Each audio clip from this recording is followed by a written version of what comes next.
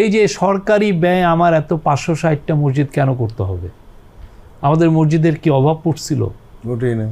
তাহলে আমি যেই বছর আমি 560টা মসজিদ করার প্রজেক্ট নিলাম $1 বিলিয়ন দিয়ে, সেই বছর আবার IMF এর কাছে আমি চাচ্ছি যে আমাকে বাঁচাও, আমাকে $4.7 বিলিয়ন ধরে আমার চলছে না।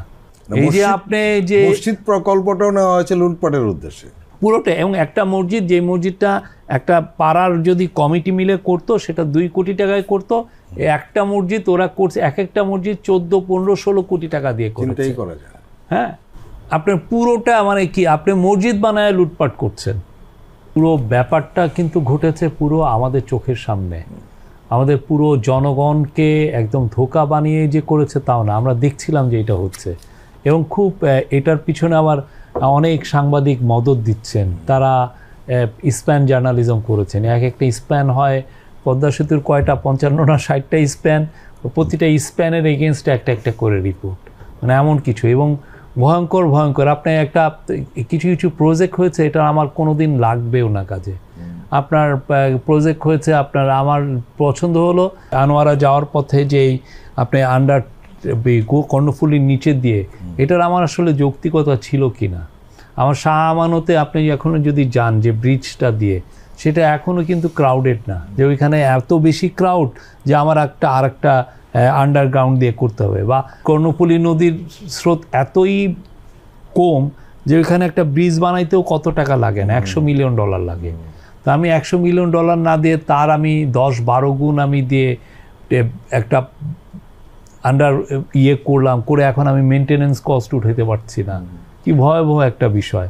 প্লাস আপনি ধরেন এই যে কি গোপালগঞ্জ টু রাজবাড়ী আপনি একটা 2000 কোটি টাকা দিয়ে আমার একটা রেলওয়ে লাইন করলাম। এই রেলওয়ে লাইনটা আমার আসলে দরকার ছিল কি না? আমার তো রিসোর্স অফুরন্ত না আমার, এবং আমি তো নষ্টগুলো করছি। প্লাস আপনি সবচেয়ে ভয়াবহ যে জিনিসটা, আমি সারা বাংলাদেশ জুড়ে শেখ মুজিবের মুরাল বানিয়ে রাখলাম। আপনি সত্যিকার অর্থে বলেন, এটা বলাটা, আমি নিজে মুসলিম, আমি একজন, আমার আব্বা আম্মা খুব ধর্মপ্রাণ মুসলিম ছিলেন। এই যে সরকারি ব্যয় আমার এত 560টা মসজিদ কেন করতে হবে? আমাদের মসজিদের কি অভাব পড়ছিল? ওটাই না। তাহলে আমি যেই বছর আমি 560টা মসজিদ করার প্রজেক্ট নিলাম $1 বিলিয়ন দিয়ে, সেই বছর আবার IMF এর কাছে আমি চাচ্ছি যে আমাকে বাঁচাও, আমাকে $4.7 বিলিয়ন ধরে আমার চলছে না। এই যে আপনি যে মসজিদ প্রকল্পটাও নেওয়া হয়েছে লুটপাটের উদ্দেশ্যে পুরোটা, এবং একটা মসজিদ, যে মসজিদটা একটা পাড়ার যদি কমিটি মিলে করতো সেটা 2 কোটি টাকায় করতো, একটা মসজিদ ওরা করছে, একটা মসজিদ 14, 15, 16 কোটি টাকা দিয়ে করছে। করা যায়। হ্যাঁ, আপনার পুরোটা মানে কি, আপনি মসজিদ বানায় লুটপাট করছেন। এই যে চোরতন্ত্র যেটা, এবং এটা আমাদের চোখের সামনে হয়েছে। এই লোকগুলোকে আর সামনে যে আমরা অনেকে সেলফিও তুলেছি। আবার অনেক সাংবাদিক এই কাজগুলোর, বাংলাদেশে এরকম উন্নয়নের জোয়ার কোনোদিন হয় নাই, উন্নয়ন আপা গল্প দিয়েছেন। এইটা বাংলাদেশের এই গত 15 বছরের এই যে চোরতন্ত্রের হিস্ট্রি, প্রতিটা জিনিস লিখে রাখা উচিত, প্রতিটা জিনিস ডকুমেন্টেড করা উচিত। হাসিনার প্রত্যেকটা প্রেস কনফারেন্স আমি আশা করি যে বিটিভি এটা ডকুমেন্টেড করে রাখবে, এটা আর্কাইভ করে রাখা উচিত। কতটা ভয়ঙ্কর একটা জিনিস। এবং এখান থেকে ভায়োলেন্স ইনস্টিগেট প্রশ্নটাই করা হচ্ছে যাতে আপনি একটা লোকের এগেনস্টে ভায়োলেন্স ইনস্টিগেট করেন। কত বড় ভয়ানক বিষয় না? আপনি পিএমকে বুঝিয়ে দিচ্ছেন, আপা আপনাকে কিন্তু এইটা বলেছে, ঠিক না? পুরো ডিজাইনটাই তো হচ্ছে আপনার ভায়োলেন্সকে ইনস্টিগেট করা। তো এই বিষয়গুলো মানে আপনি যদি চোখ বুঝে মনে করেন যে কি একটা সময় আমরা পার করেছি। চোরতন্ত্র সত্যিকার অর্থে প্রতিটা রন্ধে রন্ধে চোর ছিল, এবং এখন দেখেন আমাদের কত স্ট্রাগল করতে হচ্ছে। আমি রিজার্ভটাকে বাড়ানোর জন্য কত স্ট্রাগল করছি। আমাদের প্রতি বছর 20 লক্ষ ছেলে জব মার্কেটে আসতেছে, আমি জব তৈরি করতে পারছি না।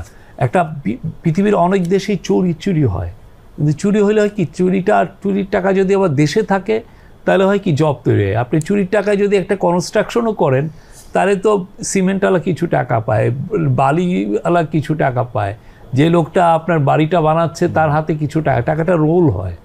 আপনি টাকাটা বাইরে নিয়ে, সবচেয়ে ভয়ঙ্কর জিনিস হচ্ছে টাকাটা বাইরে, মানে আমার টাকায় আসলে নিউ ইয়র্কে বাড়ি হয়েছে, কানাডার বেগমপাড়ায় বাড়ি হয়েছে, আমার টাকায় লন্ডন শহরটা আর একটু বড় হয়েছে। ঠিক না, যেটা হওয়া উচিত ছিল আমার এইখানে এগুলো। এবং এরা এখন আবার নতুন কি হচ্ছে, এরা এই টাকা নিয়ে নিউ ইয়র্ক থেকে ওনারা মিস ইনফরমেশন ক্যাম্পেইন করছেন। চোরতন্ত্র যারা প্রতিষ্ঠা করলো এবং প্রত্যেকটা চোরের সঙ্গে যারা জড়িত ছিল, এদের মুখোশটা কি উন্মোচন করা হচ্ছে?